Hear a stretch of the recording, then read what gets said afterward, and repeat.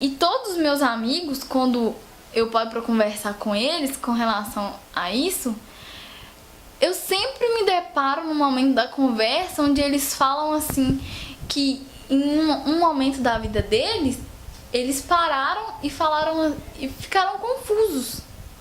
Pararam e perguntaram assim, em que parte que eu comecei a ser desse jeito?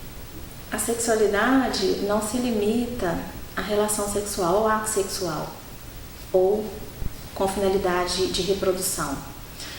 Como ela envolve sentimentos, ela nos motiva a buscar contato físico, ou contato afetivo, ou então a intimidade de um relacionamento amoroso. Meu nome é Jonas Miranda, tenho 21 anos. Dentro do tema sexualidade na geração Z, gostaria de falar um pouco sobre a diversidade sexual que nós encontramos na atualidade, até mesmo neste tempo em que a gente vive, desde os anos 90. Hoje em dia nós nos deparamos muito com diversas realidades que o jovem opta pela sua sexualidade. Hoje em dia a gente percebe que dentre esses jovens da geração Z, esse tema ele é bem mais aceito. Nós vemos grupinhos de amigos que dentro desses grupos tem pessoas que veem a sexualidade de uma forma diferente. Hoje em dia não se tem mais aquele preconceito tão grande que se tinha anos atrás. Se um jovem era homossexual, ele não podia andar com um jovem heterossexual, que logo já se pensava que haveria um caso, que haveria um relacionamento assim. Então o que a gente percebe é que os jovens da geração Z, eles tratam esse assunto de uma forma mais aberta. Um desses meus amigos é engraçado que ele fala assim que enquanto os menininhos conversavam sobre mulher, ele chegava na escola no intuito de sei lá, impressionar a professora. Ele queria ouvir música e queria falar de rock. E é muito engraçado que eles falam que teve um momento da vida que eles não lutaram mais contra isso, que eles perceberam que toda a vida o gosto deles foram diferentes. Então eles assumiram isso. Meu nome é Júlia, eu tenho 21 anos. Tem pais que tem vergonha de falar, que não falam. Conversando com os adolescentes um dia desse, eles comentando, falando assim, comigo, já tô fazendo coisa errada. Coisa errada, não é uma coisa errada.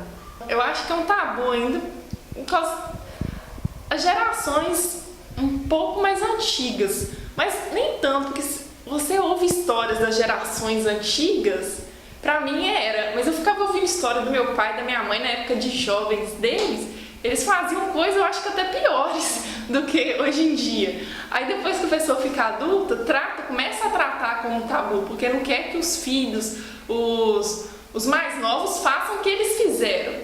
Meu nome é Ana Paula, eu tenho 20 anos e sou um jovem todo ano da minha vida na comunidade Cordeiro de Deus.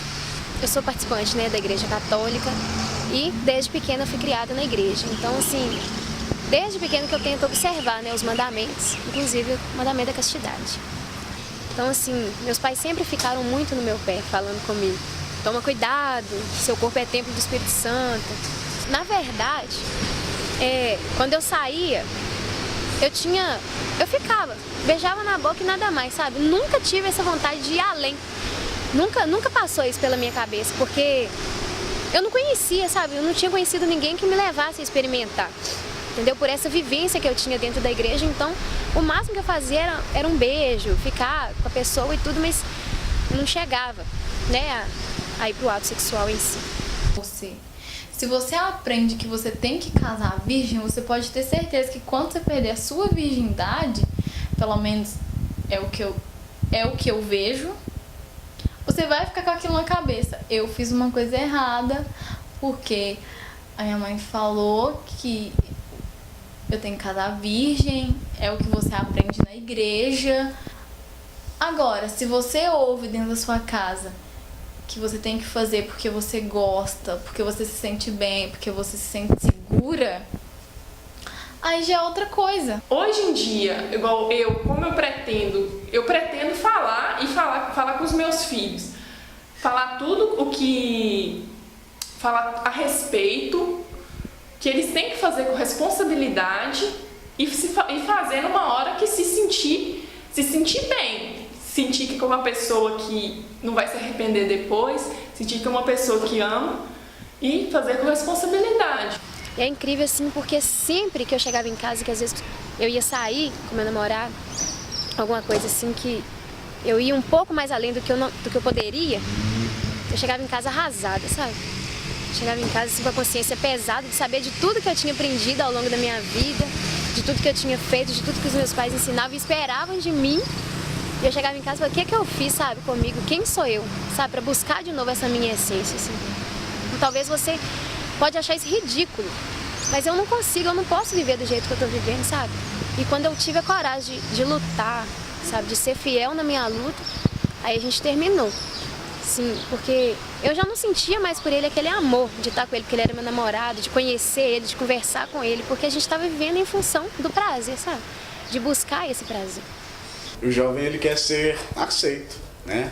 Ele quer ter seus direitos respeitados, como qualquer outro jovem, independente da sua opção sexual. O jovem quer poder frequentar os bares, frequentar os demais lugares. Então isso tudo é necessário que a sociedade também abra o seu olhar para esse acolhimento do jovem. As igrejas, né, ainda tem muito que se trabalhar para poder acolher o jovem na sua diversidade sexual, né, as diversas realidades que nós vamos encontrar. Então é muito importante que a sociedade acolha esses jovens, seja da sua maneira de pensar a sua sexualidade, seja da maneira de viver a sua sexualidade, para que eles possam se sentir uma pessoa normal, independente do seu gosto, independente da sua opção sexual.